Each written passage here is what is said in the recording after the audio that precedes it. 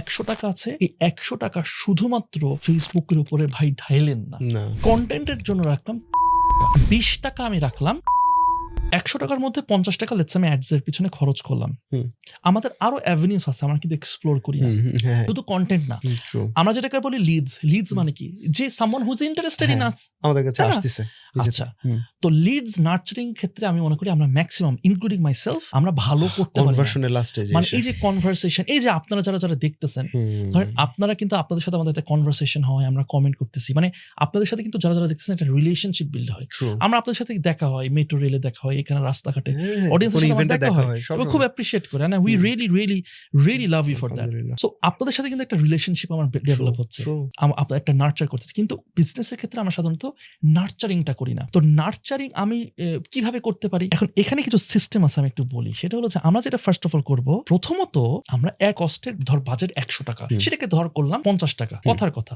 তারপরে আমি কন্টেন্টের জন্য রাখলাম 30 টাকা, 20 টাকা আমি রাখলাম অন্য যাবতীয় অল্টারনেটিভ মার্কেটিং বা কমিউনিকেশন মেথডস। যেমন ফর এক্সাম্পল ইমেল মার্কেটিং আমরা কিন্তু কেউ ঠিক মতো করে করি না। হোয়াটসঅ্যাপ মার্কেটিং কিন্তু very under utilised. WhatsApp marketing কিন্তু আমরা ঠিক মতো করি না। 100 টাকার মধ্যে 50 টাকা আপনি ফেসবুক অ্যাডসে দেন, কোনো সমস্যা নেই। 30 টাকা আপনি কন্টেন্টের পিছনে, 20 টাকা আপনি আদার চ্যানেলসে ইউটিলাইজ করেন, রাইট? এরপরে এটা আপনি 3 মাস করবেন। প্রতি মাসে একটা আমাদের রেশিও আছে, যে রেশিওটাকে বলি আমরা মার্কেটিং এক্সপেন্ডিচার রেশিও, মানে টোটাল আমার যত রেভিনিউ আসছে ডিভাইডেড বাই টোটাল আমার যে অ্যাড কস্ট। আমি এটাকে অ্যাড কস্ট, লেটসে আমি কন্টেন্টকে আমি অ্যাড কস্টই লেটসে ধরলাম।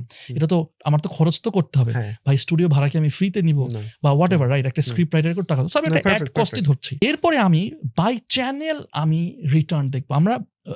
আমরা যে অ্যাডের ক্ষেত্রে কি বলি, রোয়াস বলি, রিটার্ন অন অ্যাড স্পেন্ডিং। তাহলে এই রোয়াস বলি আর আরওআই যেটাই বলি না কেন, আমি দেখবো যে আচ্ছা এসএমএস মার্কেটিং এর রিটার্ন কত আসলো, টেলিসেলস মার্কেটিং বা হোয়াট এভার, যাদের কারো টেলিসেলস টিম আছে, আউটবাউন্ড আছে, ইনবাউন্ড আছে, whatever, so SMS, WhatsApp, by channel আমি করে এরপরে আমি দেখবো যে আচ্ছা আমার কি আদৌ লাভ হচ্ছে নাকি লাভ হচ্ছে না। যদি আপনি দেখেন, আপনি এখন হিসাব করবেন যে ধরেন আপনি এখন অলরেডি মার্কেটে আছেন, মার্কেটে আপনি 12 মাসের আপনি ডেটা, ভাই if your an entrepreneur you have to have, মানে ডেটা ভাই একদম বুকের ভিতরে রাখতে হবে, সব ক্যালকুলেশন থাকতে হবে। আপনার লিড কস্ট কত হইতেছে, আপনার ক্যাক কত হইতেছে, কাস্টমার অ্যাকুইজিশন কস্ট কত হইতেছে, এই সব কিছু আপনার মুখস্থ থাকতে হবে।